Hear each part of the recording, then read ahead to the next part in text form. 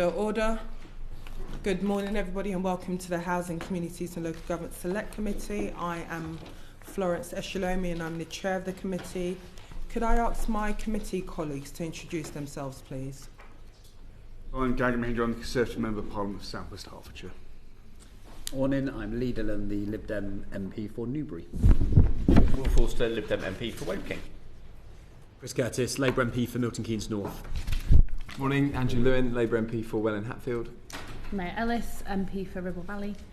Andrew Cooper, Member of Parliament for Mid Cheshire. Could I ask our guests to introduce themselves, please? Yes, I'm Matt Downie, I'm Chief Executive of Crisis. I'm Dr. Laura Neilson, I lead the Shared Health Foundation. Hi, Joe Lane, Deputy Director of the Children's Commissioner's Office. Thank you very much for joining the committee this morning. Following the general election in 2024, one of the first pieces of work that this committee undertook was looking at the issue of the crisis in temporary accommodation. We talk about the housing crisis, but I think it's fair to say we have a big crisis in temporary accommodation, and we published our report last year looking at temporary accommodation. We've got a series of questions just looking at the issue. I'll hand over to my colleague Gagan. Thank you. Could each of you describe how you see the current state of temporary accommodation in England today? Yes, thank you, and thank you very much for the invitation. I think the way I would describe the current state of temporary accommodation is a sort of normalised emergency, where we have, I think, when the records are broken every time the statistics come through for not just for overall temporary accommodation, but for children temporary accommodation or any other way you seek to cut the data, there appears no way of generating greater political expediency through the statistics because they're normalised. With I think the exception of what Laura and her organisation have given us in terms of recent data, I find it really very difficult because on the front line we're helping 10,000 households who are homeless every year, and the use of temporary accommodation, the conditions of the temporary accommodation, and the fact that people are now having to be advised all the time that unless you put up with it you'll be deemed intentionally homeless, things like that. It's really distressing for everybody involved. So I think it's something that both requires a sense of political activity and agency to be recovered in terms of how this is dealt with, and also not to simply think about the issue as only temporary accommodation, because it's obviously a subset of the wider housing crisis that we have, and if we just think about how to have better temporary accommodation, we'll lose the bigger picture. So I specifically look at children's experience of temporary accommodation, and I think we can say that in the last couple of years that's only got worse. I think it's becoming nearly normalised in certain parts of the country that significant proportions of children are spending significant amounts of their childhood in TA. I think the system has become used to that. I agree with Matt. That shock factor that when I first started talking about this just doesn't seem to be there anymore. I think the impact on TA of children is becoming more apparent. So we have mortality stats, but also we now increasingly have evidence of children falling out of education, falling behind in education, delaying milestones, having accidents, having injuries. And I think we've also allowed a TA system that's increasingly fragmented. So children face multiple moves across multiple boroughs, losing all sense of connection, attachment. And then we're starting to see quite a lot of medium-term consequences of that as well. I think the standards have fallen even further. I think some of the accommodation that I visit, it just breaks your heart. How can you have kids living without adequate bedding, without access to cots, without kitchens, without any kind of play facility? How can you have kids who are chucked out at 10 in the morning and don't know where they're going to be at 4 o'clock in the afternoon? They lose contact with grandparents. They quite often lose contact with their other parent because sometimes they're single-sex accommodation, or the dad's not allowed to stay there, or there's all sorts of stuff. And I think in a TA system we are increasingly losing the human, and we are just counting stats. And even the stats are getting worse, so the human cost is significantly worse. And the other thing is the financial cost is massive. Like, this is not a system that's cheap. This is a system that's expensive and getting really poor outcomes. And that should be a concern for any government and any local authority area. Thank you. So the Children's Commissioner's Office exists to protect and promote the rights of children in England, and that means we speak to lots of children and hear from lots of children. And I think so since Dame Rachel D'Souza became Children's Commissioner, we've heard from over 1 million children directly, and in all of those conversations and meetings and bits of research, you hear time and time again about the impact of living in temporary accommodation. And I think that goes from the sort of it being an everyday occurrence to a child to it being an incredibly severe, having an incredibly severe and sort of explicit impact on their lives. And just to sort of pick 2 of those out, so recently I was in a school and I got taken in central London, I got taken on a lovely talk, year 9 boy, you know, really interesting ambitions, told me all about his sister who's in a sort of national, you know, it is very impressive as well, and you know, it was just very uplifting. Towards the end of the conversation, he told me that he just had to move, in school in central London, he just had to move from Tottenham to Croydon, and he told me about his bus journeys he was taking. And I was just thinking, if I had a colleague like that, or lots of the adults I work with, that would be the very first thing they told me on a morning.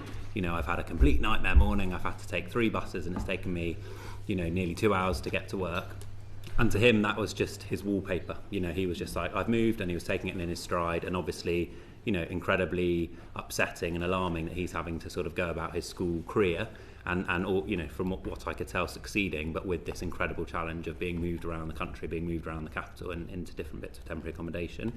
We also run a service called Help at Hand, which supports children with social workers and care leavers, and there we hear, and there we do direct advocacy for those children and young people, and there we hear some of those really, really severe instances of children, care leavers with children living in temporary accommodation, and so, you know, in one recent case, that was a care leaver, a pregnant care leaver, who'd had housing but had to be moved out of that housing due to a robbery, being put in temporary accommodation in another local authority, and then fell into that sort of typical story of being moved, you know, from unsuitable temporary accommodation to unsuitable temporary accommodation, struggling to get her priority status back in the local authority where she should be placed, and that obviously having a direct impact on her as a care leaver, but then also potentially on, you know, on her pregnancy and on her child.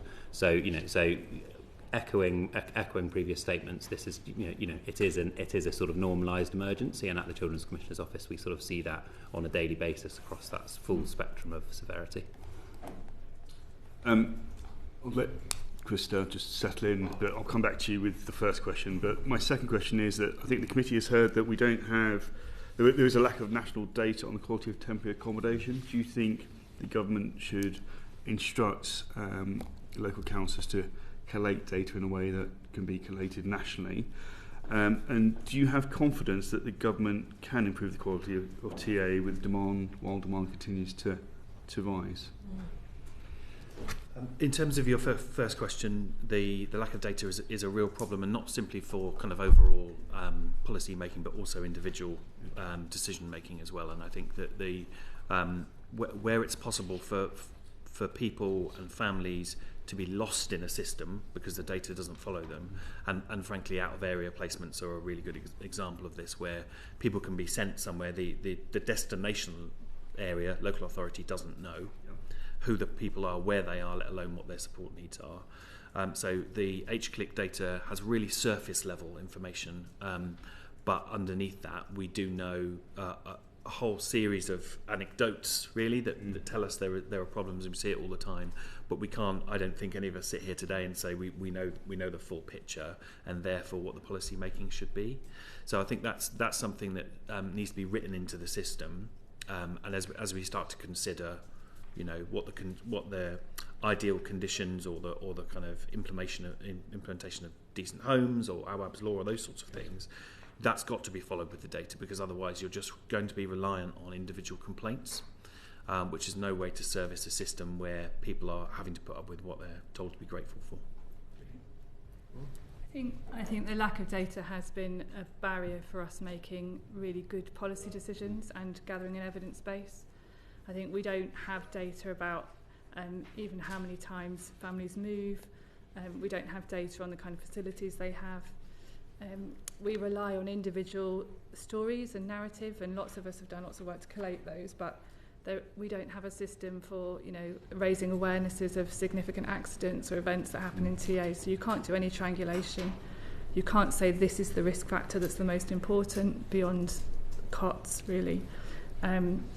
We can't. The lack of data prevents any other further scrutiny of what's going on, because you just can't find out. Do you think that's the reason why it's not happened today? I think there's lots of reasons why it's not happened today. I think this government has been more interested in TA than the previous government. I will say that. I think they have been more curious. I think data is difficult for organisations to collect and handle and then triangulate. So there's mechanics of it, but that shouldn't be a barrier, particularly in the modern world. I think there's been a reluctance to see. It's almost like if we lift the stone up, what will we really find under it? And I would encourage us to just look and find. I think the families and the individuals who are coming out of the system are repeatedly telling us the same stories. There is truth in that and merit in that, but the data does not back that up. So I would really encourage some really good data. And the other thing is that you can't correlate performance of different areas against anything. There's no performance indicators apart from cost or length of stay, and even that's a bit, not collected well enough to be able to scrutinise it. So, at the moment, you really have a lack of transparency of what's going on. Yeah, I think so. One really specific thing on data that the Children's Commissioner is concerned about is this potential issue of council-owned B&Bs or temporary accommodation, which our best understanding at the moment is just missing from the data. So when we collect data on the number of children living in B&Bs and unlawful B&Bs, that includes commissioned facilities with shared facilities, but not if that's owned by the council. So that's a sort of a data like an explicit data gap. Which we're concerned about, and we've got a live data request with local authorities at the moment to tell what we think will be the first story of how many children are living in that type of accommodation, and urging the government really to sort of say we'll collect that and we'll add that to the statistics in particular, so it doesn't act as a sort of unintended consequence of we're moving children out of privately owned B&Bs, but we've just bought them, or we're moving them into B&Bs owned by local authorities. I think in terms of thinking about data more generally, I would think of this as a sort of it's not a why don't we know this data about a sort of poorly functioning and important market. It's why aren't we collecting data about a public service, albeit a public service that we didn't wish we wish didn't existed, but this is government money, and actually just from a sort of accounting perspective, it's like we're spending money on something we don't know about, and it would be like not knowing where our schools are, or not so it's a sort of, I think, a sort of shift in mindset in terms of thinking about this as a public service is really important. One sort of opportunity, I guess, and it's positive to see in the strategy, there was a mention of the single unique identifier for children. So in the Children's Wellbeing in Schools Bill, this really important bit of legislation which should create this unique identifier, and then some measures attached to that in the strategy around asking local authorities or telling local authorities to inform schools, to inform GPs, etc. And that should lead to better data sharing, both in terms of service provision for children, better sort of understanding of things, when a child falls out of a window, which is surprisingly common, and suffers sort of severe injuries, that can be linked to them living in temporary accommodation. At a national level, it might potentially link to a provider of temporary accommodation, and we can do something about that. But there's lots and lots of work to be done to make sure that is an adequate system. Anybody who's worked in a public service knows at the moment that if a local authority just sort of throws lots of information at schools and the NHS, that's not going to lead to a brilliant service. So there's a big bit of a really important piece of work, which is how can we make the most of that and make sure we're making the best of it, both in terms of public service delivery. So when we know that information about a child, we're actually responding to that and helping them, and we're collating that at a national level to do some of this. Let's tell this story more clearly about the problems we have in areas like this. Before I come to you, Christa, do you want to formally introduce yourself? And the first question I asked was, would you describe the current state of temporary accommodation in England? Yes, thank you. Thank you for having me. I'm Christa Maciver. I'm the Director of Campaigns and Social Change from Justlife Foundation. Apologies for being late. My train was an hour late from Manchester today.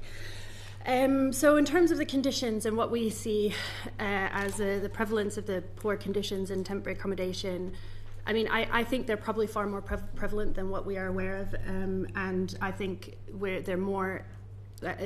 sorry, take a deep breath. So the poor standards in temporary accommodation, what do we know the scale of the problem, and how do we understand what we can do to solve it? I think it's really hard to know what the full scale of the problem is. I think, like Laura was saying, we have a lot of anecdotal stories from individuals who've gone through temporary accommodation. A lot of them are often attributed to B&B accommodation, but I would say that probably the poor conditions are more widespread than just in B&B accommodation, so we need to be careful not just to assume that because somebody's in temporary accommodation and it's not B&B that the conditions aren't of a detriment to their mental and physical health. Some of that is based on some data that we've gathered through our temporary accommodation action groups, which are bodies that meet in 9 different local authority areas in England, where we had 81% of people who lived in temporary accommodation all said that their accommodation was of poor quality and that poor conditions were prevalent or very prevalent in their accommodation.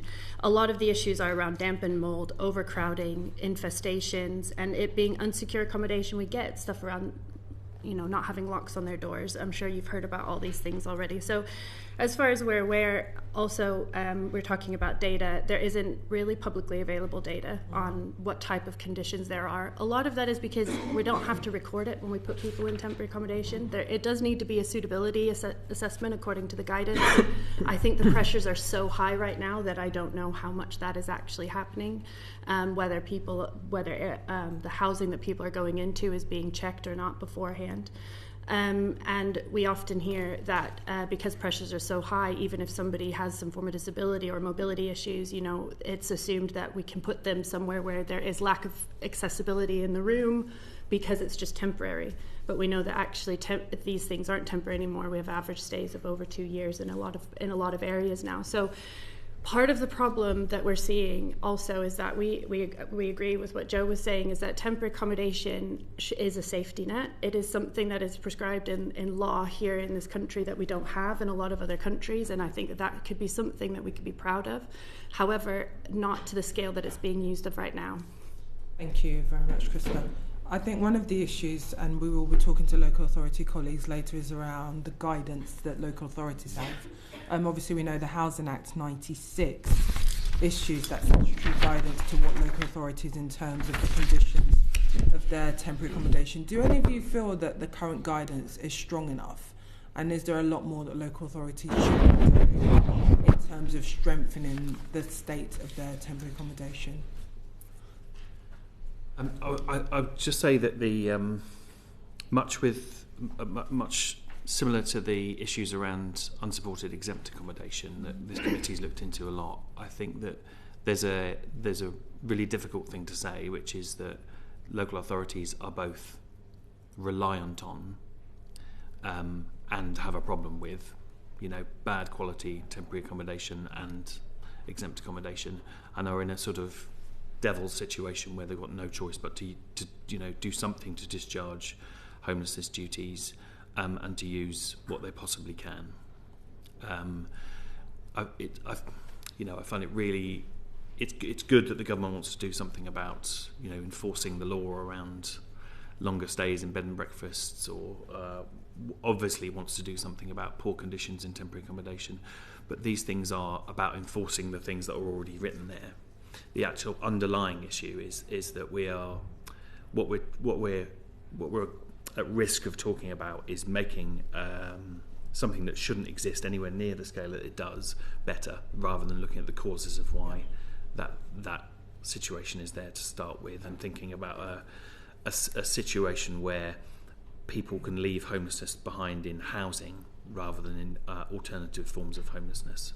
So I totally do think that the guidance should be stronger. I think it shouldn't be guidance. I think it should be statutory guidance. I think that we should be much tighter on these things.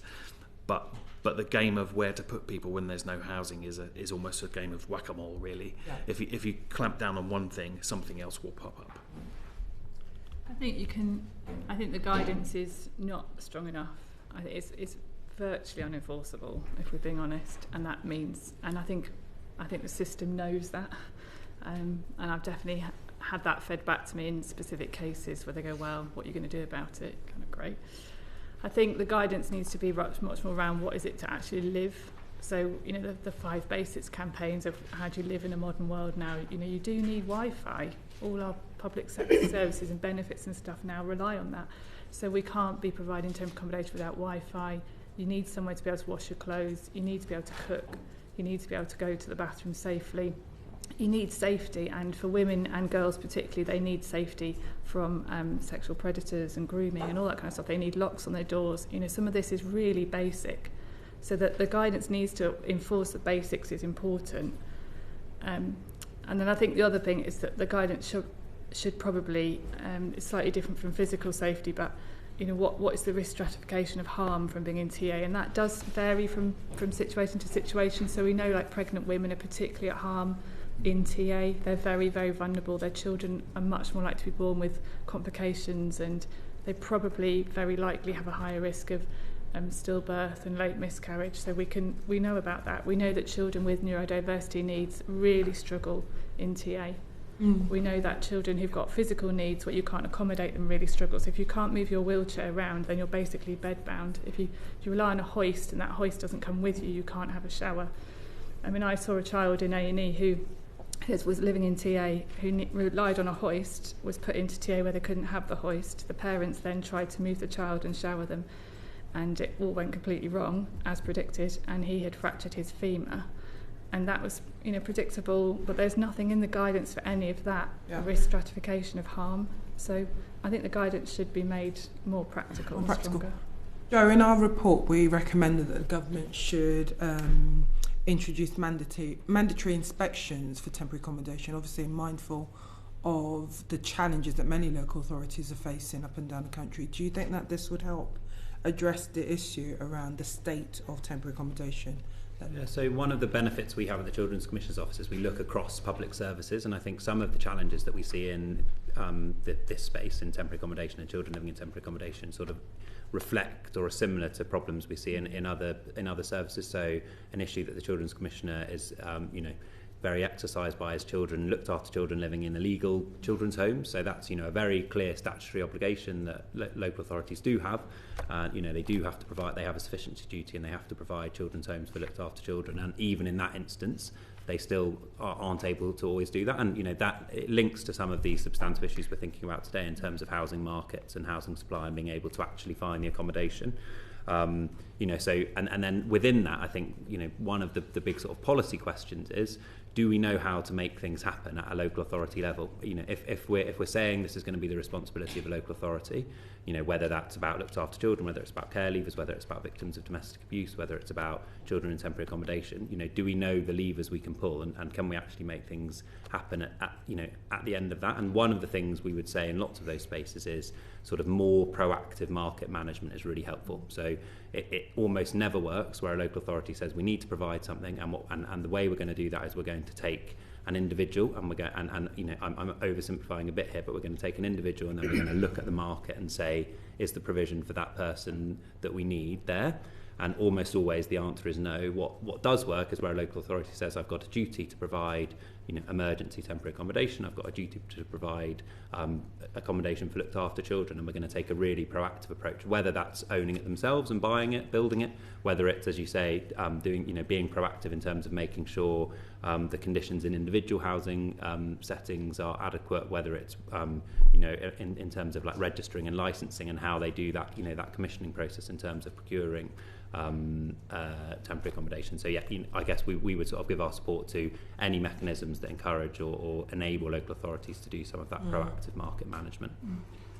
Christa, we have a situation where many councils are frankly unaware of the state of their temporary accommodation. How do you think we can find routes to help find redress for people who are having to stay in those accommodation, especially some of the families that are stuck in the accommodation?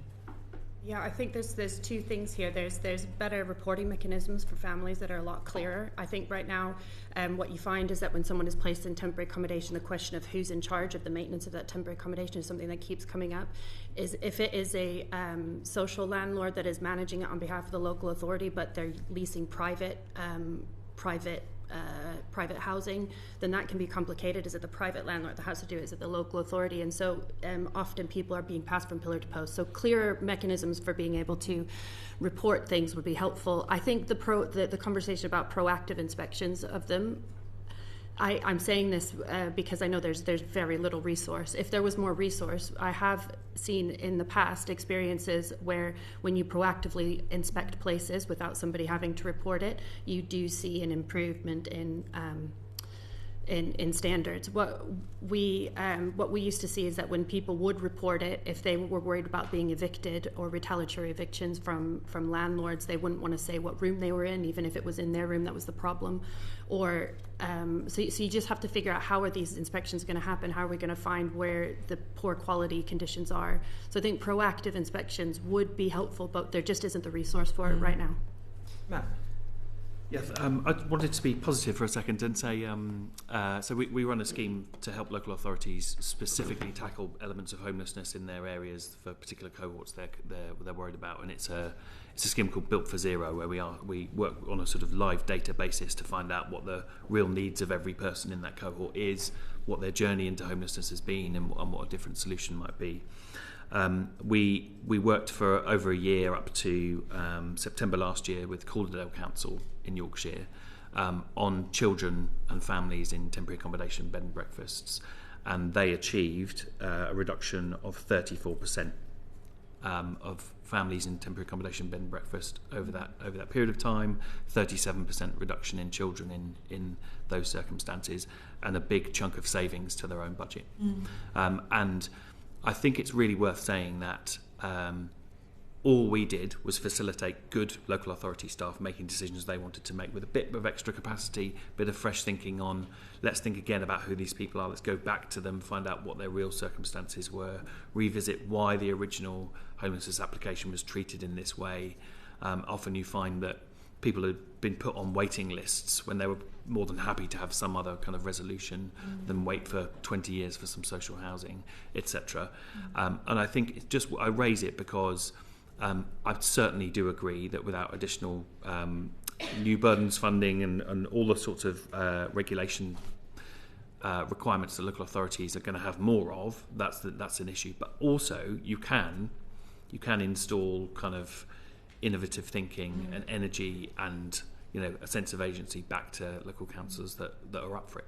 And also really there are providers who want to do a good job. So we've done a project where we've worked with providers who are going to be providing TA for a long time, and they have been. So it's now their core business.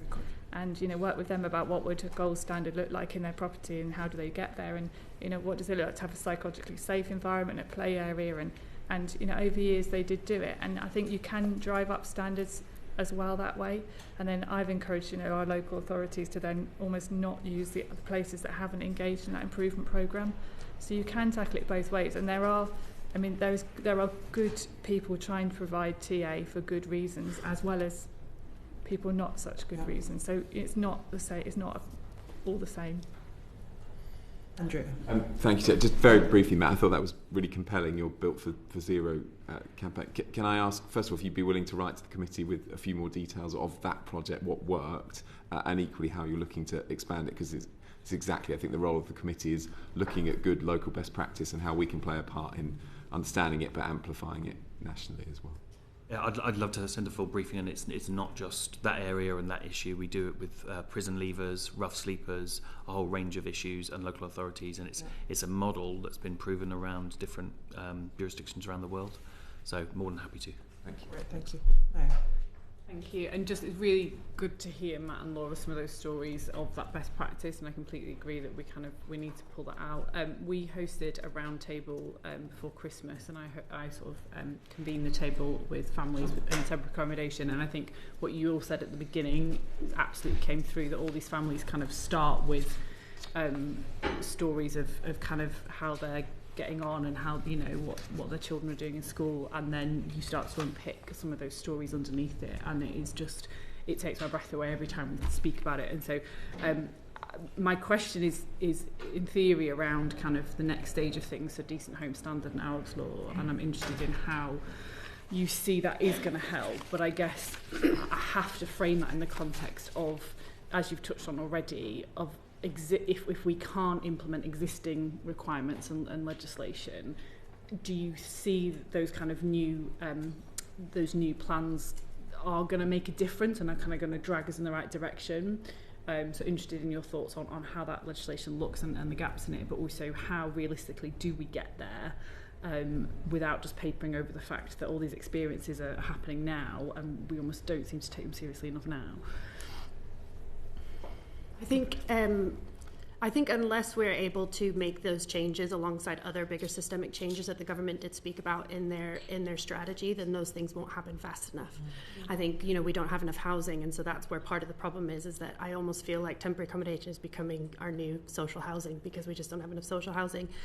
I do think, however, that we do need better standards in TA, so we just need to make those changes, and then we need to find a way to work together to get there. And I think at Justlife, we're trying to figure out ways that we can help local authorities do that locally, because I think some of it is going to have to be like collectively working together, because there isn't going to be enough resource and there isn't going to be enough opportunity to do right now, because it's so temporary accommodation sits within social housing and also private rented sector, so it's already covered by some of the regulator of social housing, and then so it's thinking how do you regulate the other ones that aren't in social housing, so it's already complex. And so I do think we need consistent universal rules for everything that's used as temporary accommodation. But I think once we set those, it's going to take a while to get there, and we're going to need everybody to come together to think about how do we do that, and it can't just be charities, it has to be local authorities, it has to be the people making those rules, because I think it'll be hard, and it is hard, which is why we haven't done it so far.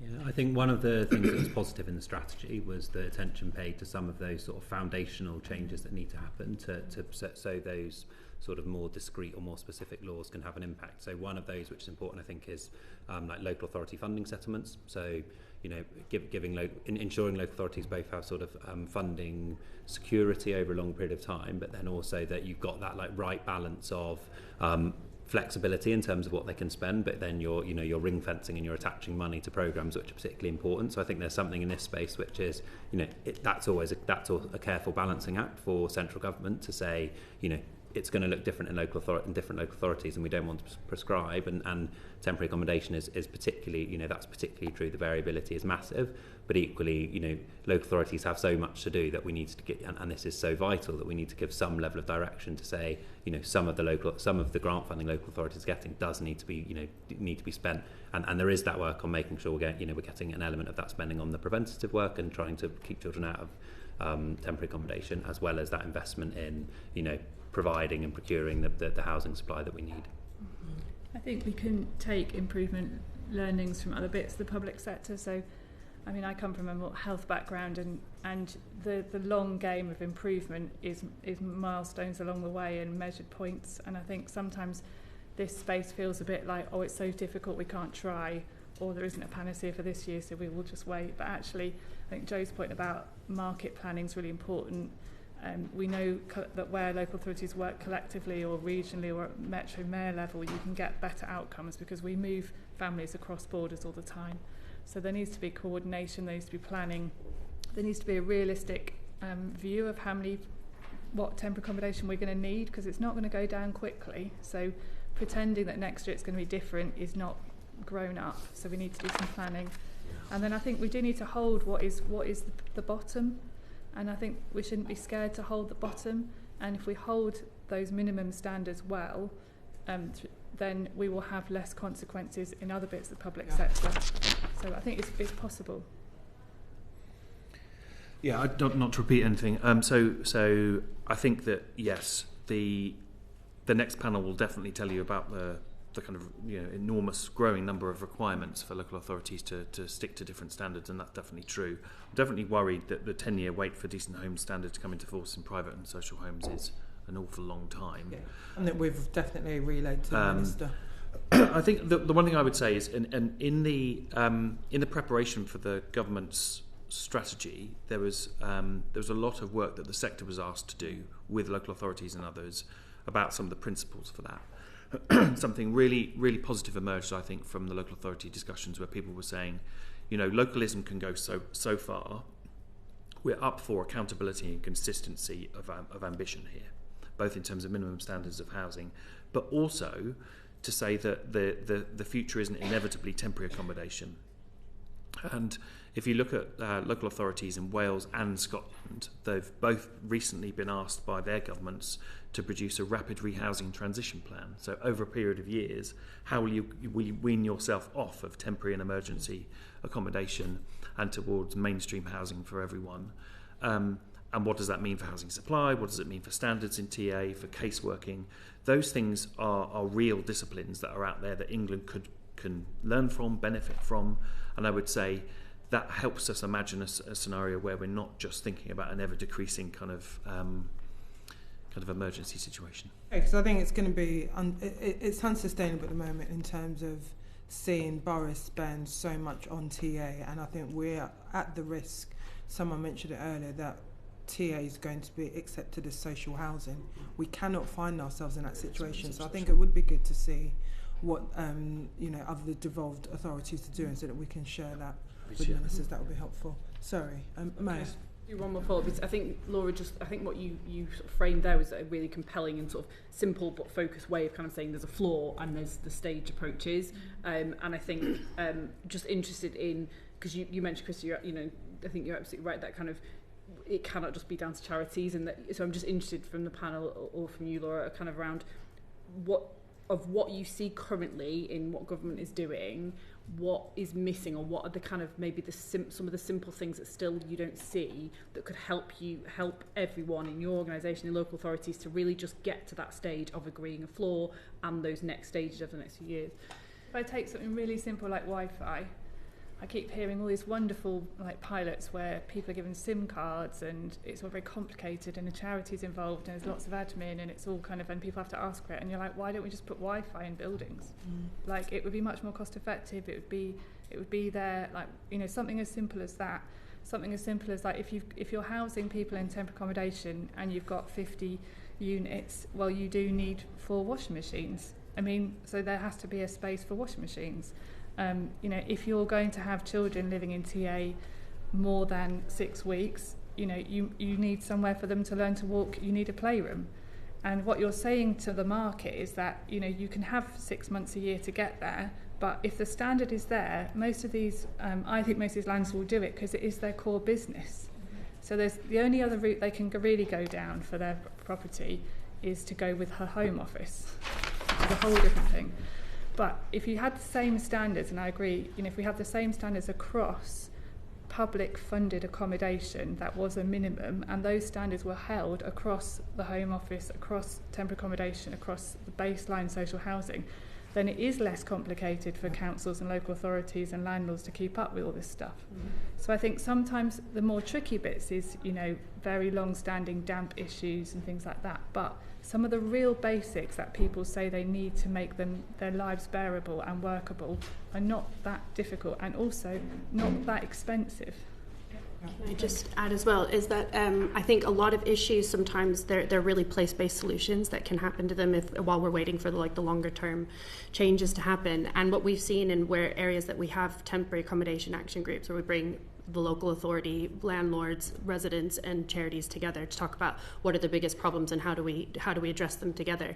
What we're finding is that often it's just, it sounds so simple, but it's even like talking to each other, because there's so many areas where because as a charity we see the really poor impact on people that people are having, so we challenge local authorities. So we still have this us and them sort of experience, and then local authorities don't always want to work with us. Now that's not true everywhere, I'm just saying in some places that is still the case.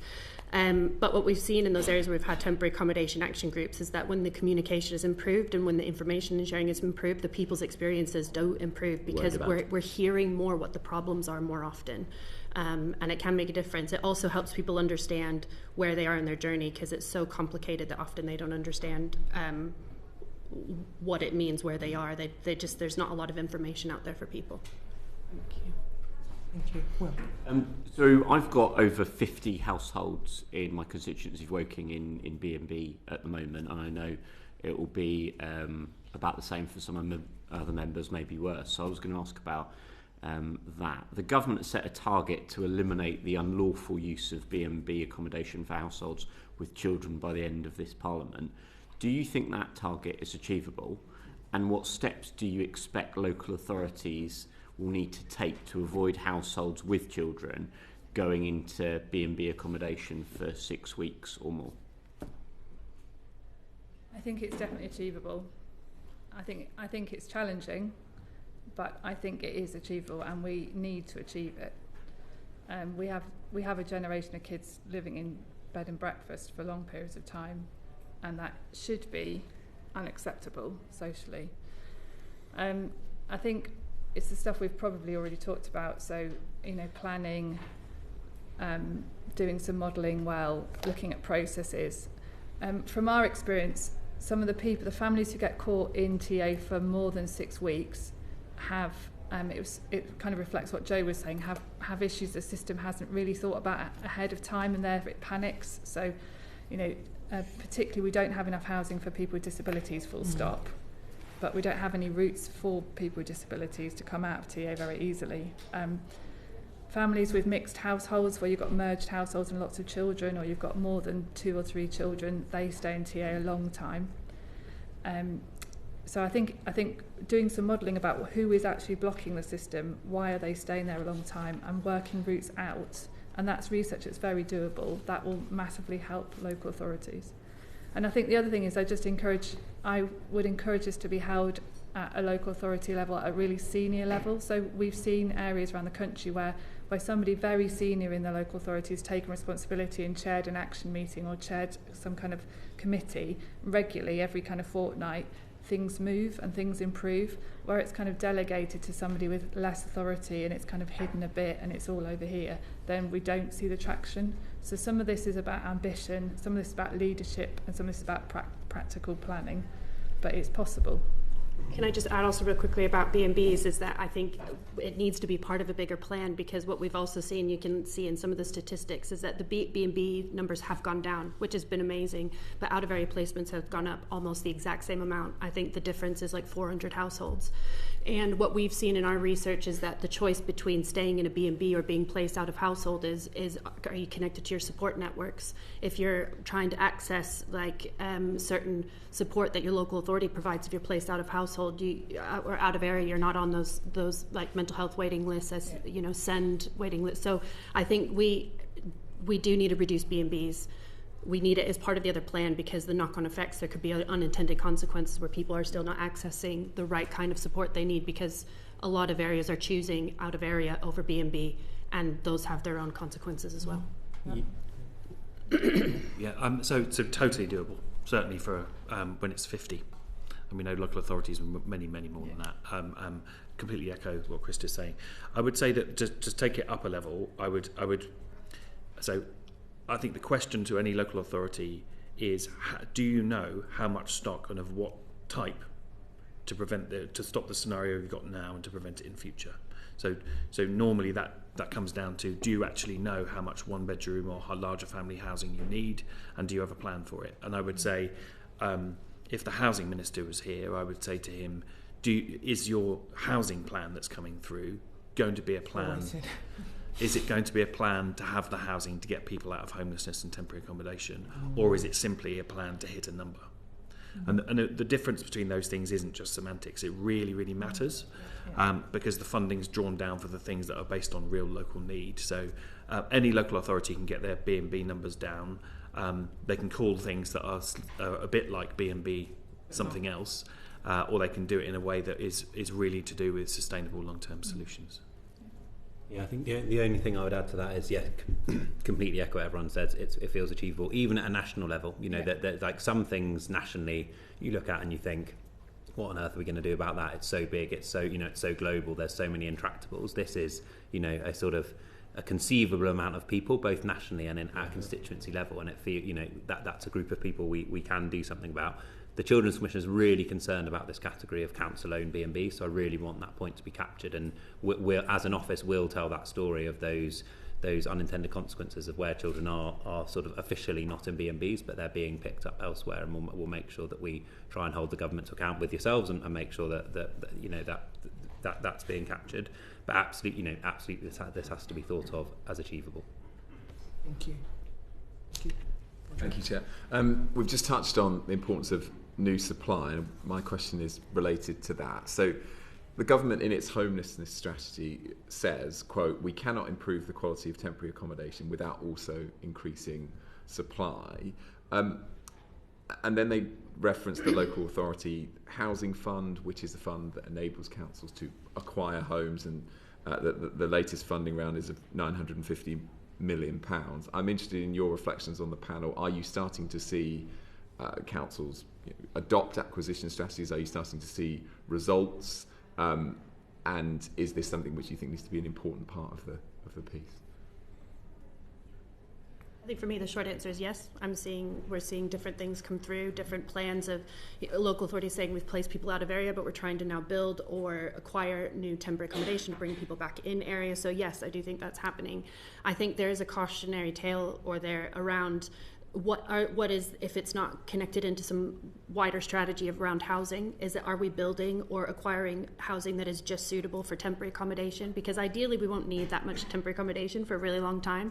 So could that housing be eventually used as social housing? So are we actually planning for dealing with the crisis that we're in now, but not creating housing that long term we're going to have to figure out what to deal with in a while, at some point anyway?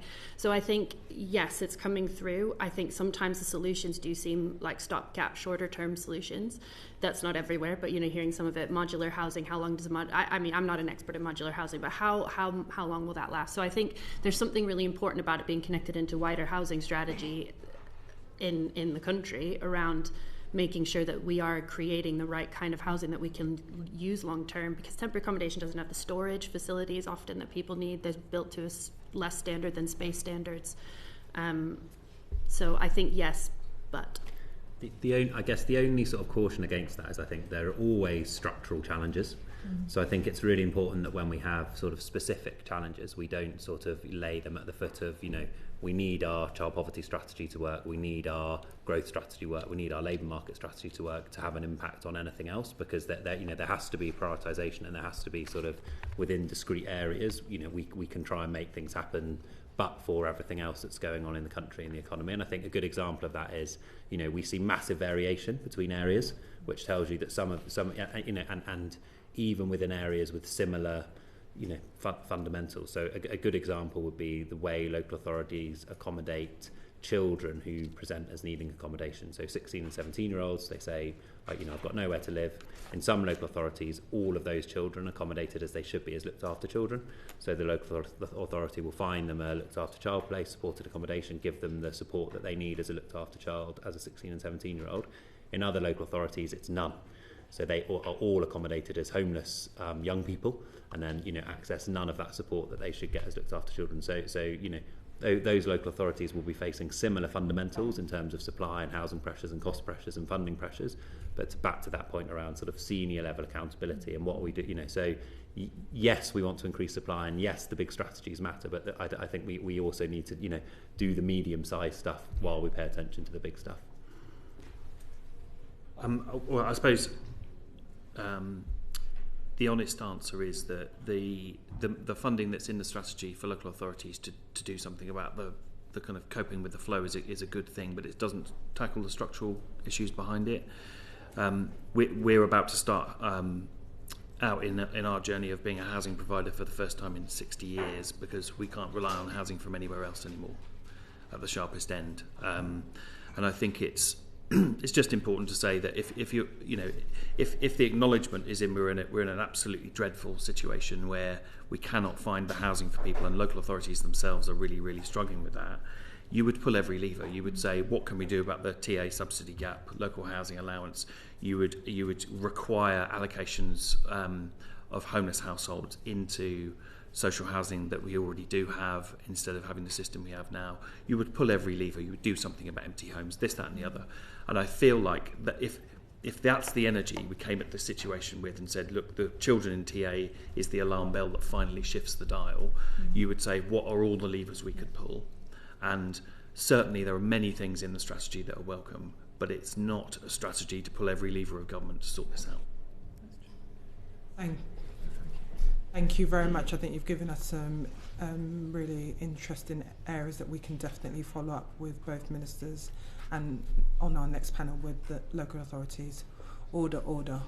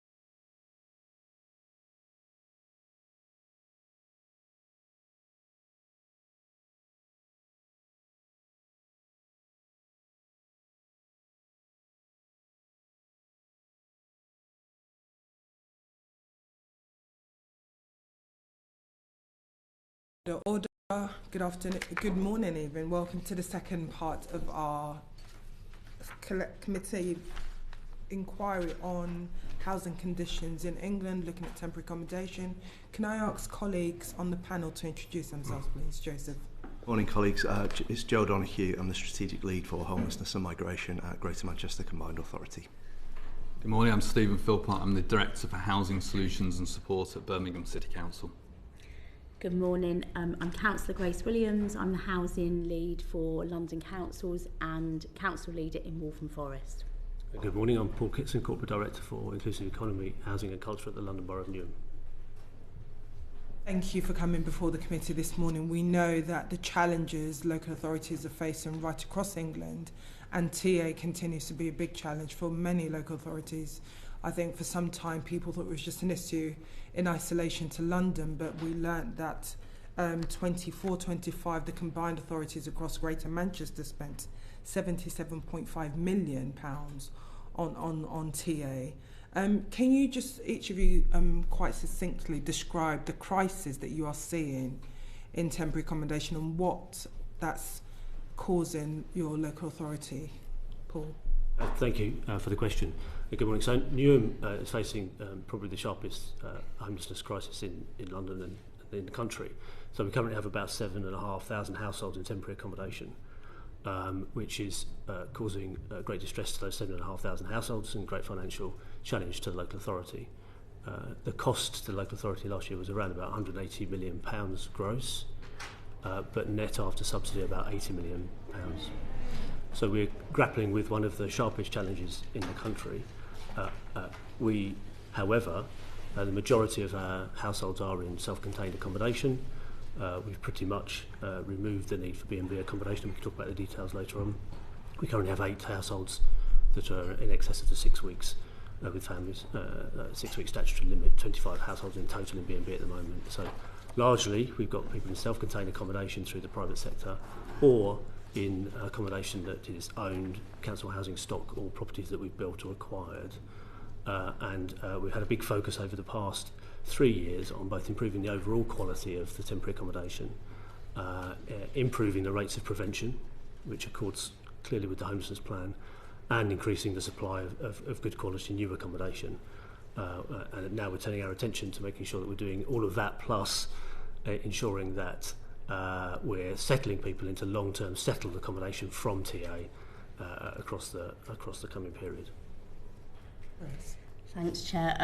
So just to build on what Paul said about Newham, I think everyone knows that in London the housing emergency is the most acute, and I think the point that was made before about the panel about it being a normalised crisis or emergency definitely holds. In London we have 210,000 families in temporary accommodation, which equates to 1 in 21 children in a classroom. At the moment, or in the last year, London councils are spending £5.5 million a day. And I think the other thing, just to sort of link back to Paul's point about the impact it's having on councils' ability to do anything else, is really important, which is that because of the TA subsidy gap, which I hope we'll get into in more detail, where we don't get as much money to provide temporary accommodation, we have a 740 million overspend across London. Newham's is the most acute. If you look at a borough like Waltham Forest, about half of our overspend is from TA, about £20 million. And what that means is that boroughs like Newham, boroughs like Waltham Forest, and half of London boroughs will need to seek exceptional financial support for something that's become a very normal part of the challenge that we're facing. Do you think the National Plan to End Homelessness is going to address some of those challenges that you've just outlined? I really welcome the homelessness strategy because it is really focusing on the point of it's a system challenge which has fundamental links to child poverty, jobs, as well as housing. But I think it's a good start. It has some really good things in about how we set the standard and what improved regulation might look like, how we focus on child poverty. But I think the last witness put it well, you know, we need to use all the levers that we've got. The basic issue for councils who really see this as their number one challenge and completely want to focus on this is that unless we have the right funding to build new homes and unless we can address this problem of the TA subsidy, we will not be able to fundamentally change the system. So for many residents, and again, I know this is an issue right across many councils, the residents stuck in the TA would say, why should councils be allowed to build new homes when they can't keep up with the rate of the homes they currently have, when they don't have an adequate list of some of their homes, when they're not up to date with some of the repairs and maintenance needed in some of their homes? What would you say to those residents? Well, I mean, I completely accept that there's more that we have to do. We have to be held to account. The government needs to be held to account for the work we're doing to address this emergency. I think the steps the government's taken, and the last government, towards better regulation on all kinds of things, including AWAB's law and the regulation of social homes, is vital.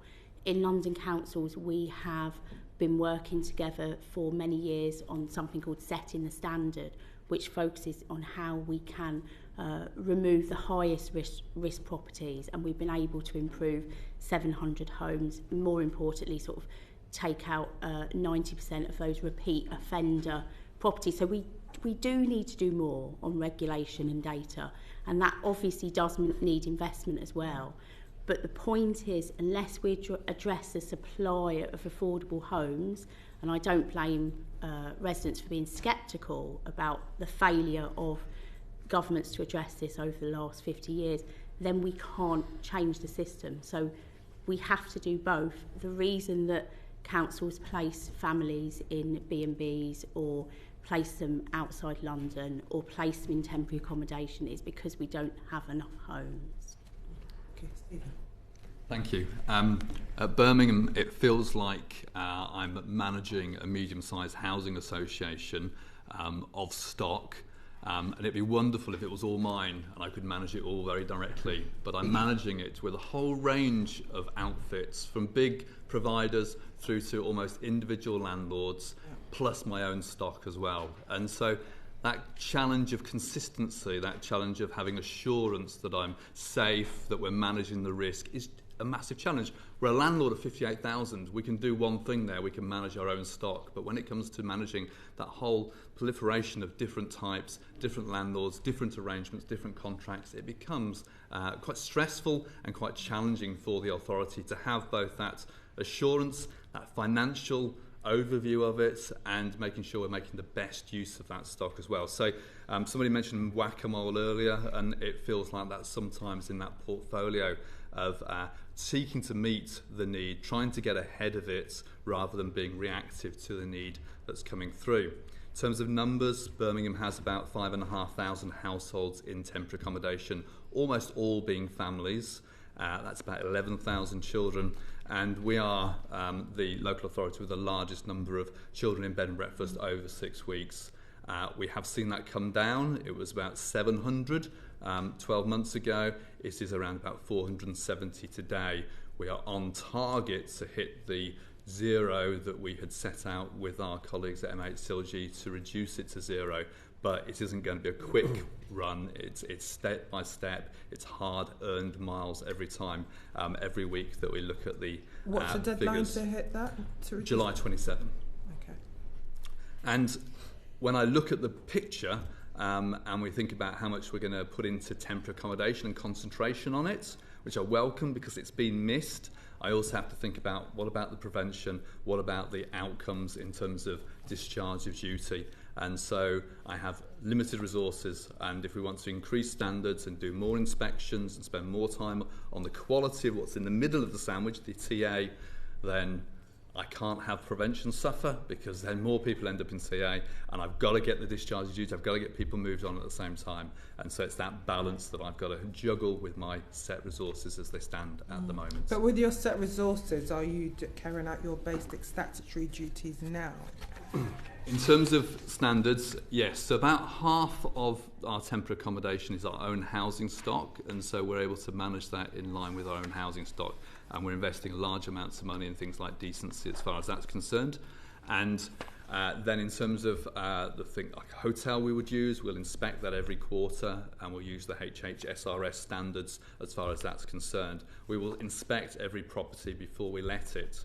What becomes harder is, can you keep up with those? So, for instance, I lease 1,200 leased properties from private landlords. Do I have the capacity to go out every quarter and inspect each one of those? No, I don't. That would take an additional army of staff to be able to do that well.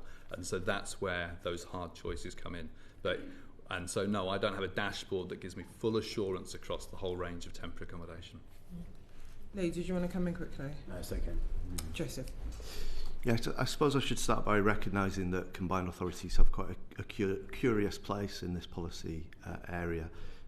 Greater Manchester's done a huge amount of work on homelessness and rough sleeping over the course of the last 7 or 8 years. And over the last 2 years, our focus has really shifted on the temporary accommodation emergency that we find ourselves in. And that's one of rapidly increasing pressure and rapidly increasing demands on our local authorities.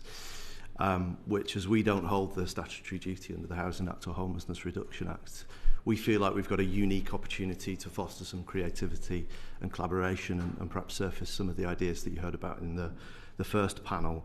The position is as stark in Greater Manchester as many areas of the country.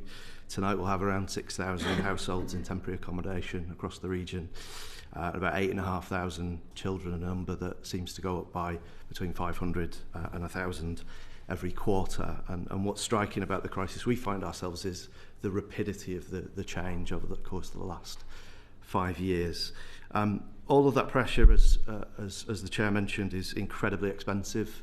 And some of the data work that my colleagues have brought to bear on temporary accommodation placements and spend has been really informative on that 77.5 million gross spend on temporary accommodation across Greater Manchester, but also some real intelligence on the placements and households that sit beneath that, and the subsidy loss that we incur as a result of the prevailing housing benefit guidance. Last year, local authorities were able to recoup 42% of 75 million spend. This year, local authorities were only able to recoup 37% of 77.5 million spend. So the gross spend is going up, the recovery rate is going down, and that makes it really hard to do the prevention work that we really want to do across the whole of Greater Manchester as more and more resources are sucked up into crisis. There have been some really good green shoots in recent years, particularly with respect to bed and breakfast reductions and reductions in families in B&B, with Manchester being a really good example of where progress can be made. But we also know that the challenges we have on temporary accommodation are not just an issue of demand, they're also an issue of throughput and length of stay. In our latest analysis, we found that the overall length of stay for placements into temporary accommodation across Greater Manchester increased by 11%. So although pressures are notably higher, significantly higher than they were years ago, the ability to move people through temporary accommodation and into social housing and private housing is being inhibited by a lack of supply of social housing, and also freezes over the course of the last few years to the local housing allowance rates as well. Thank you.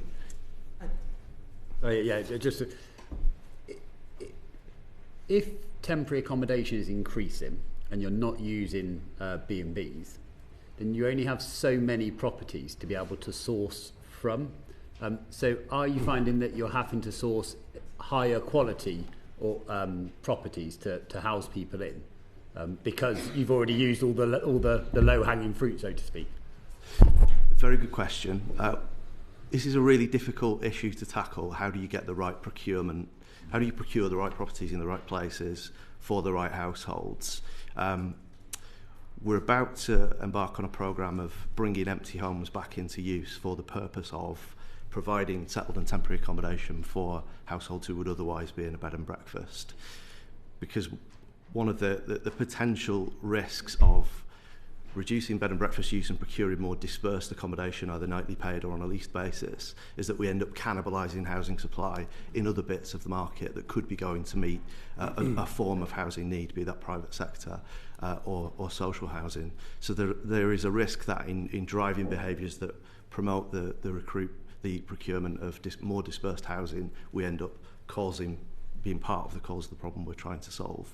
The work we're doing on empty homes is seeking to unlock assets that are not currently on the market and therefore not meeting a housing need. We are building on good precedent there. Colleagues in boroughs like Wigan and Rochdale and more recently Manchester have invested in empty homes, offices and capacity to get properties online that's not currently available to them. It is slow work, but we think it can provide a supply line that's much better than B&B and doesn't create other downstream effects. Thank you. Andrew. Thank you. Over the course of this inquiry, we've heard directly from people who've experienced temporary accommodation themselves. Some of them still in it. They've given evidence to do with some of them being moved a long way out of their home borough, which has caused problems for their children accessing education. We've heard a lot of stories around damp and mould, around infestations, lack of locks on doors, things like that, and various hazards in the properties that they've been put up in. As we heard earlier in the session today, local authorities have a duty under the Housing Act to assess the suitability of the accommodation that they're placing people in. I just want to turn to Councillor Williams first, if you don't mind. How effectively are the local authorities that you work with discharging the duty to ensure that the suitability of properties used for temporary accommodation? And can you give us some examples in London?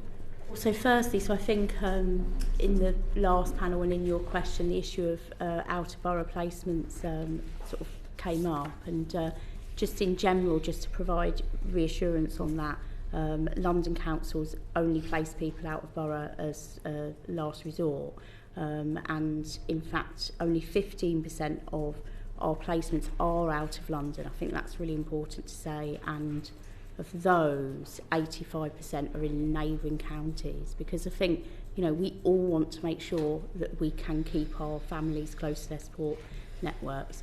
I think the framework on suitable accommodation is good. I mean, you heard earlier from the panel that from other witnesses that quite a lot of the regulation that's there is good. It's about the enforcement of it and how we focus on it in systems leadership. London boroughs conform as far as they can to suitable accommodation. If they are found to be not meeting that duty, then they will need to provide alternative accommodation. So there's an incentive for local authorities to do that, which they take incredibly seriously. I think the question that we've got, sort of a bit more broadly, is that the system now encourages low quality accommodation because local authorities don't have the buying power to be able to provide the very best quality accommodation, and I think that's a really big issue. And I think we've heard that the local authority housing fund is beginning to address that with innovation, but it's really not touching the size in terms of our ability to procure that better or higher quality accommodation. Understood, but are there any specific examples of good practice where your council, any of the London councils, are proactively looking at this accommodation to make sure that it is suitable? Yeah. I mean, I mentioned the setting the standard framework. So just to be clear what that is, that's London councils working with London boroughs to examine and inspect high-risk accommodation and take that out of the market. So that's quite important. If I turn to my own borough, we do not, like we've heard from others, we don't place families in B&B over 6 weeks. And we've done that by changing the type of accommodation that we're procuring. So we've been able to turn to sort of longer lease accommodation and refit some accommodation so that it does meet the support standards we heard about earlier, so including Wi-Fi, laundry, cooking.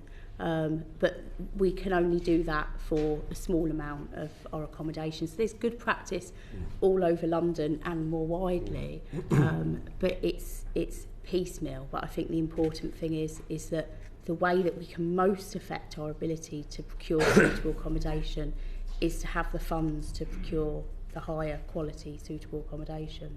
Okay. Joseph, what about for the Greater Manchester Combined Authorities, or the authorities that make up the GMC? Yeah.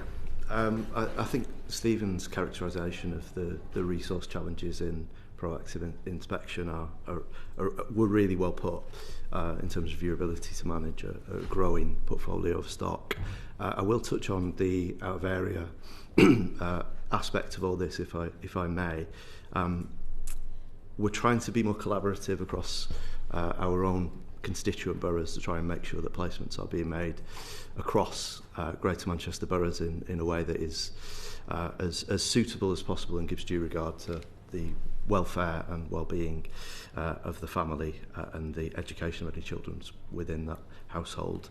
We have an agreed out-of-borough protocol which really kind of sets out the expectations of one another, which we've had for the first time, which has been really helpful in driving behaviours. One of the things that's interesting in some of the work that we've done on out-of-area placements has been we now know that the entirety of Greater Manchester's temporary accommodation demand is contained within Greater Manchester. The challenge is that doesn't manifest equally across different broad rental market areas and LHA rates, and that results in councils that are experiencing the highest pressure having to place further and further away from their borders despite their best efforts and really good work in that arena. I think part of the suitability challenge away from the property is just better collaboration between local authorities on the facilities that household needs in that area, and we feel like we've made some really good first steps in that direction, notwithstanding some of the housing challenges, especially as that portfolio of temporary accommodation shifts from something that is quite contained, such as B&B and family hostels, to something that is a bit more diffuse. We should also recognise that housing standards teams for a long period of time have been significantly hollowed out in terms of their resource to proactively inspect properties, and there are further changes and challenges for them to respond to in the Renters' Rights Act and the Supported Housing Regulatory Oversight Act. So we recognise the challenge that our local authorities are under. We're trying to collaborate in the way which is within our gift to tackle this challenge as effectively as possible, but it is not easy. Okay.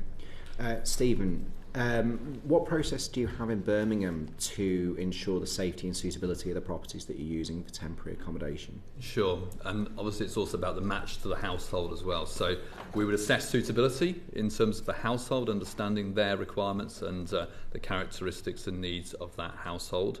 And then, as I said earlier, we're always trying to be ahead of the curve in terms of availability of properties, and so what you don't want to be doing is on that day trying to find a property in a vacuum in a sense, and so it's about having that supply chain in place. And so ideally it's of our own stock, and it's stock that we know well, that we know the nature of it, and we're managing it. Some of our homeless centres where we have 24-hour staffing on it, we know intimately and can be all over everything that's going on it.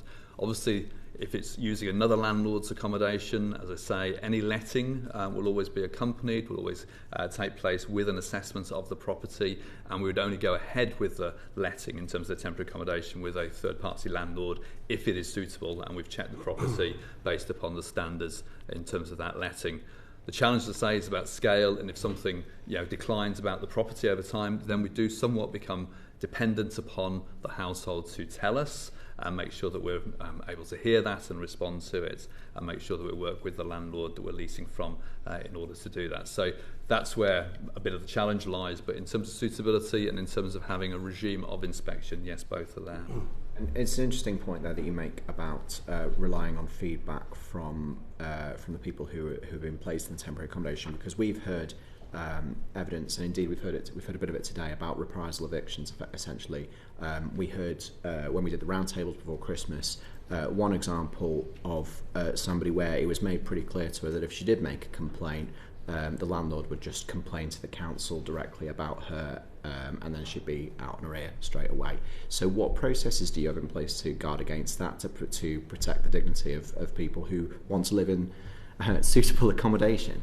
Sure. And we're very upfront and straightforward with people when we're placing. This is what we're placing. You are the customer in a sense in this. This landlord has a duty to supply you these services at this standard. This is the nature of the property because we and you are funding this to happen. And so it's making sure that the customer, the citizen, is aware of their rights and opportunities. In terms of the landlord, it is about that power ratio, isn't it, in terms of who holds the cards there. And so it's largely working with landlords that we've built up a relationship with. They're on a framework, and so they've gone through a process of onboarding, and therefore rather than them feeling, oh, I'm going to give this one family a hard time, they'll be thinking about their portfolio of hundreds of families potentially, and so they need to look at the bigger picture and make sure that they are treating us well as the procurer of their services. And so I would hope that that example wouldn't take place in our authority. Clearly we would investigate it, we'd look at the individual circumstances, and I can't think of an occasion where it's been a case of ending a duty or us ending temporary accommodation based upon the scenario that you've just described there.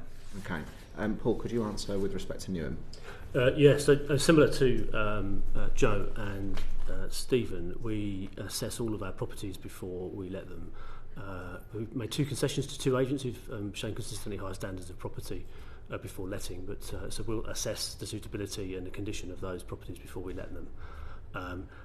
In addition to that, and the thing that hasn't been written so far, is the intersection that Newham operates a selective licensing scheme for private landlords as well. So we're currently in a particular 5-year cycle of that selective licensing scheme. We've issued about 32 licences now through that rolling programme, so that private landlords in some cases will be subject to the licensing requirements in one regard, and then they will also be assessed before, if we then use that accommodation for temporary accommodation, they would also be assessed for suitability of that property for temporary accommodation as well. On the point about complaints, and it's a really important point you've raised, I think, I would hope that we're encouraging a transparent and accessible way that residents could complain to us, and we use that feedback both to improve our own performance, but also to Stephen's point, is to monitor and manage our providers' performance. But I mean, I would echo your comments, Stephen. The secret to this around procurement and thinking about the supply chain is making sure that everybody understands the mutual benefits of the very long-term arrangements, both from a quality perspective but also from a value for money perspective as well.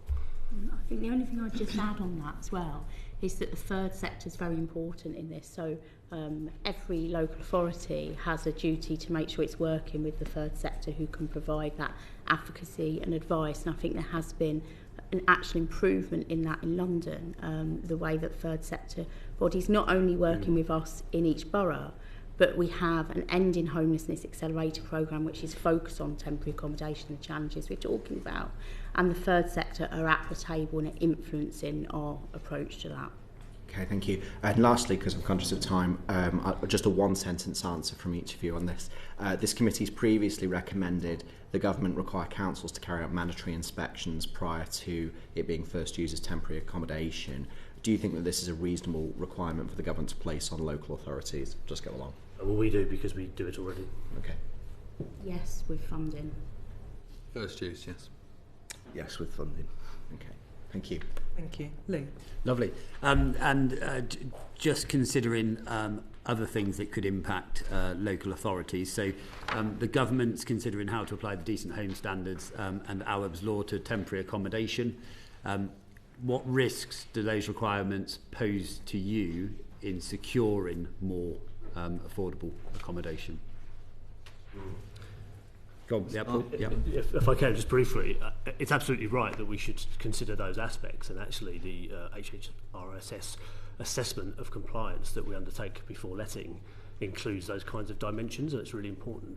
I should say that at the moment we probably reject about 23%, something like that, of properties that come forward to us before, so they're just unsuitable. We think that level is actually improving, meaning that we think there may be some correlation, it's difficult to prove, between our compliance testing and the overall quality of provision that's being put forward. So no, we think it's absolutely right. There is obviously a connection between the ongoing cost of accommodation and raising standards. From Newham's perspective, as I said earlier, we set out our stall with our homelessness prevention programme, saying that improving the overall quality was a really important objective for us. I've got no doubt it has come at some financial cost though, but that's probably the right thing to do. And I'll just add to that very, very quickly that I think that one of the sort of unintended consequences of further regulation, which we're all committed to and agree is a good thing, is what it's meant for the rental sector. You know, how do we move to a higher quality rental sector where there is more choice, landlords are fulfilling their duties, but we don't have a shortage of landlords. That's the challenge that we have.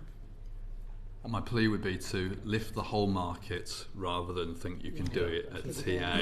I think the unintended consequences would be devastating for the market further and for the local authorities and ability to operate in that.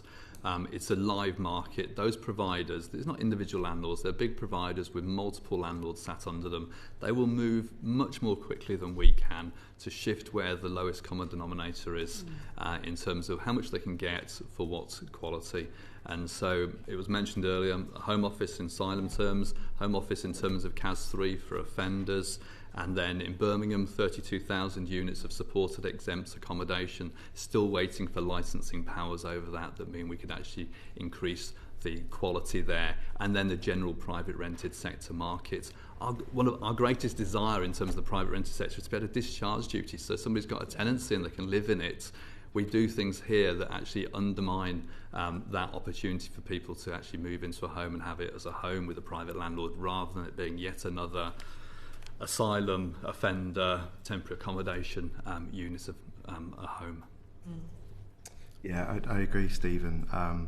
And the challenge of raising standards within the rental sector more broadly are big enough. We know that in Greater Manchester, around about 16% of homes are non-decent. When you look at the private sector, it goes up to 25%, depending on how you estimate that. So the challenges of raising standards universally are difficult and worthy. I think we've got a lot of resource challenges coming our way in housing and homelessness teams in terms of enforcing that and making sure that local authorities can assure themselves of that decency across the board. I think, as Stephen said, if we end up focusing too narrowly on temporary accommodation, we miss a bigger opportunity. And then, so the implementation of Awab's law, do you think the government should adopt, and I suspect you might do, a phased approach like the one it's taken for social housing, or should it just come in and create set those standards for temporary accommodation from the off? Well, as I've said, there are a lot of moving parts as the Renters' Rights Act comes into force, as supported housing regulation kicks into gear, that will draw on the time of not just housing standards teams, but other local authority officers who will have to contribute towards making those enforcement regimes stick. So in that context, throwing a huge raft of changes at the sector at once feels like that might be a little overambitious, but I'm keen to hear colleagues' thoughts. But I'm getting lots of nods there, so I don't think there's any dissenting opinion there. No, so happy to move on, Chair. Thank you. So I was going to ask about B&Bs, particularly the government target to eliminate them by the end of this Parliament, or the unlawful use of them by the end of the Parliament. I won't ask you, will you meet that, because it's a requirement. I won't ask, is it achievable, because it's a requirement. How are you going to deliver that, and what steps are you going to have to take locally to meet that? And let's work on the assumption it's a 5-year Parliament. Okay, so just to sort of get us started, so I think obviously it is a requirement, so we're working towards that, and it is achievable. The way that it's achievable, though, is going to matter, so it feels it's a bit of a choice between managing TA or working to end TA, because we heard earlier, we can reduce B&B and B&B use, and London's done very well. We've reduced it by 54%, so that's really good.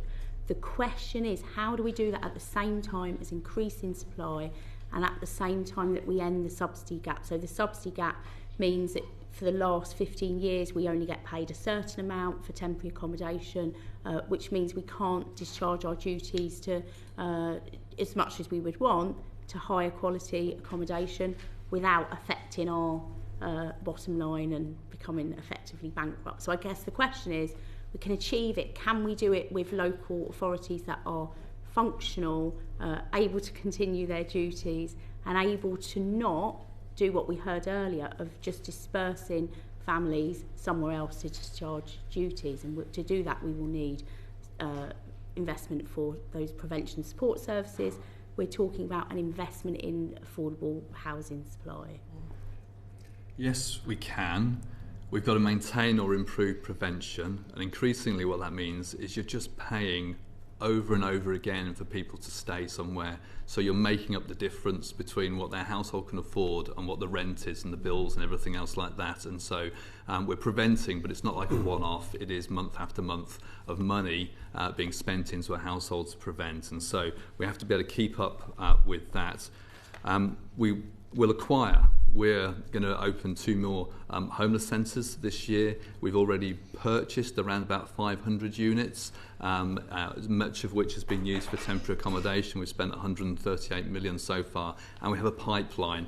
And then we look at local authority housing funds, Section 106s, right to buy receipts, which are going to come through the door as well. And we have to work out how much that means by way of supply.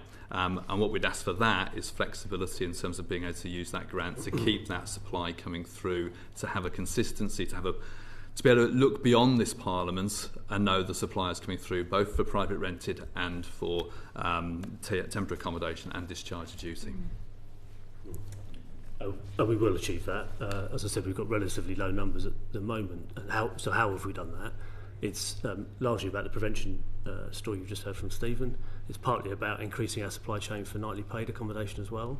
And somewhere like Newham and London boroughs have both advantages and disadvantages, so obviously the borough boundaries are quite permeable, so we have a broader range of opportunities. So say out of borough, it might not be very far at all, of course.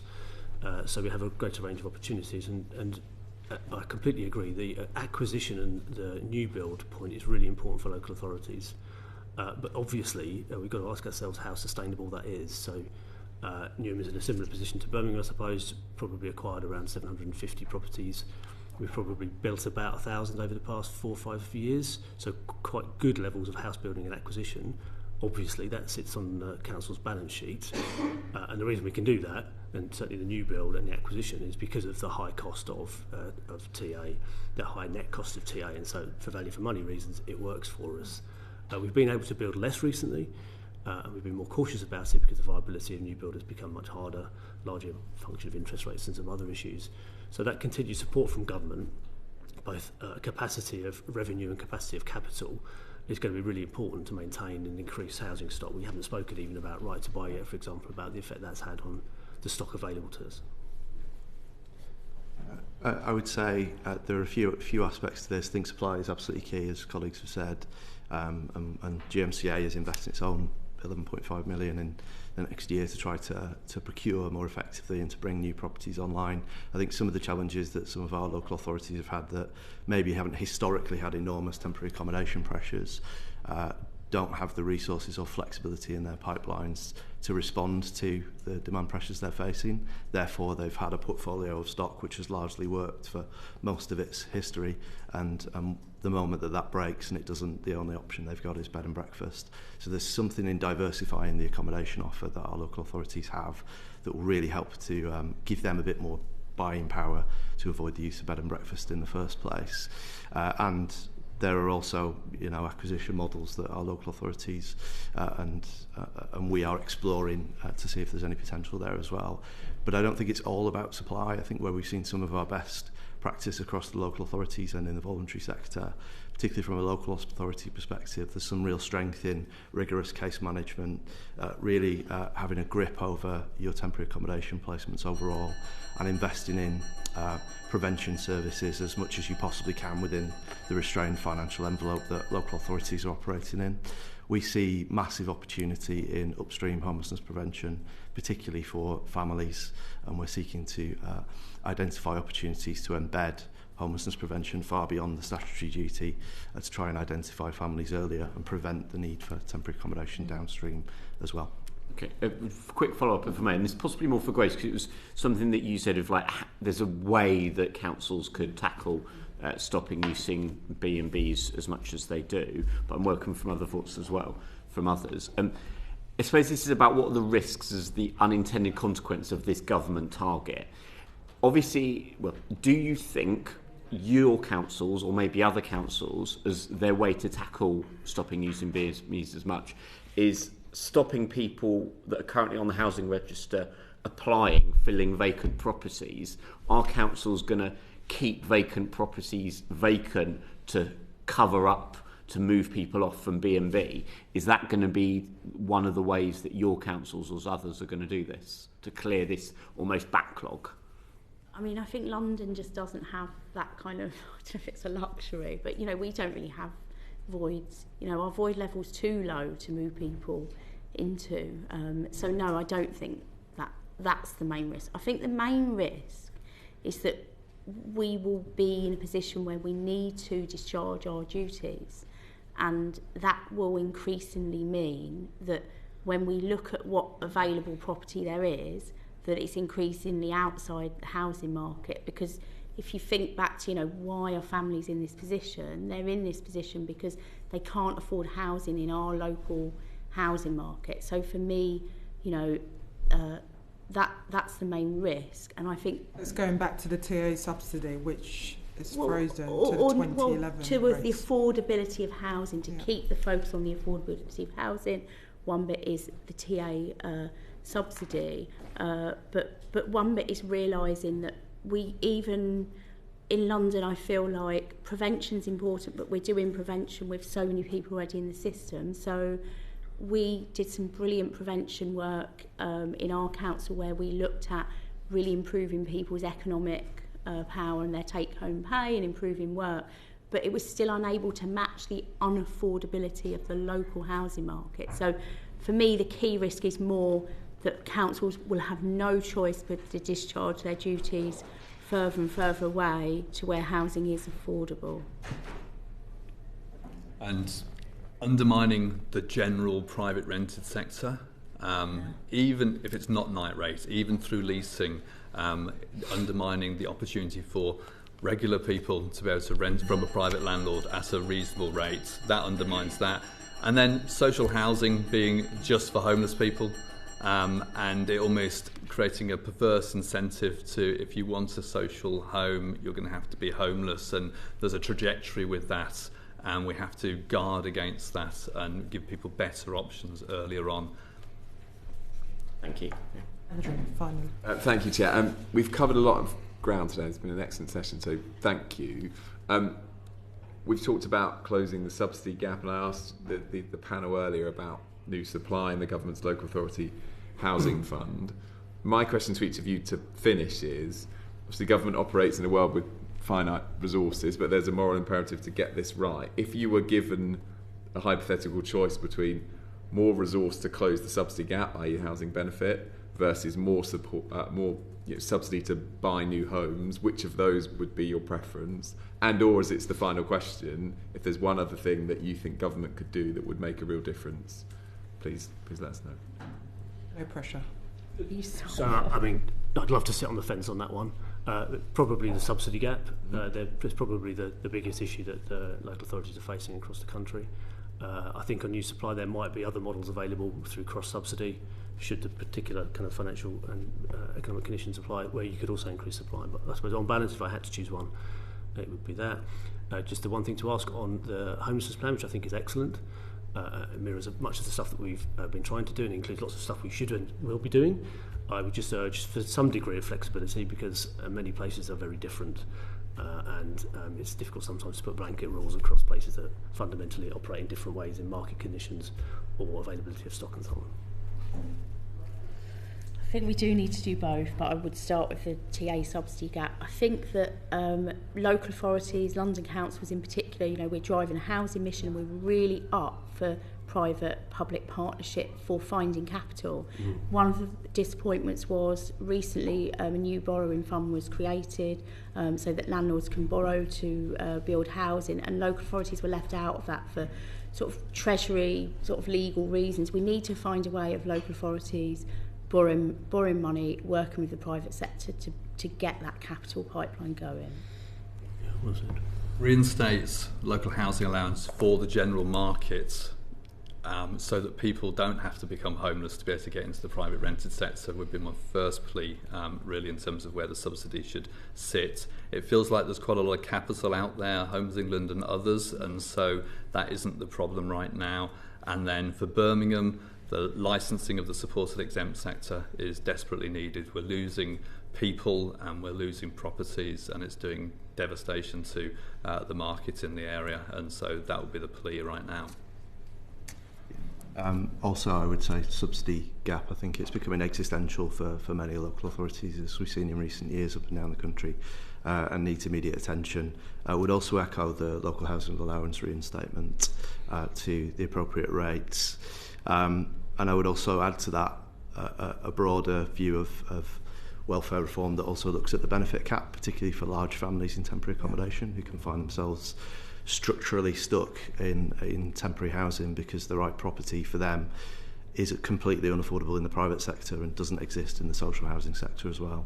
I would say on the either or question, I think it's quite difficult to decouple those two things, because the ability of local authorities to truly invest to save relies on having a healthy balance sheet, which is currently being undermined by the subsidy gap. Thank you very much. I think we got some interesting points in terms of how we raise the standards in temporary accommodation, but equally looking at the financial challenges. Thank you for coming before the committee this morning. Order.